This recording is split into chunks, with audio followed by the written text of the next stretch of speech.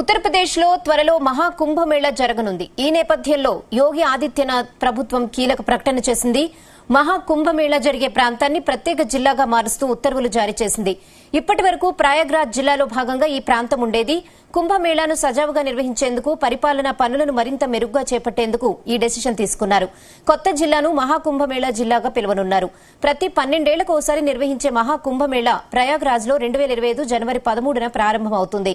ఫిబ్రవరి 26 వరకు ఈ మహాకుంభమేళా కొనసాగుతుంది. మహాకుంభమేళా జిల్లాలో ఇండియన్ సివిల్ సెక్యూరిటీ సెక్షన్ 14(1) ప్రకారం ఎగ్జిక్యూటివ్ మెజిస్ట్రేట్, జిల్లా మెజిస్ట్రేట్, అదనపు జిల్లా మెజిస్ట్రేట్లను నియమించనున్నారు.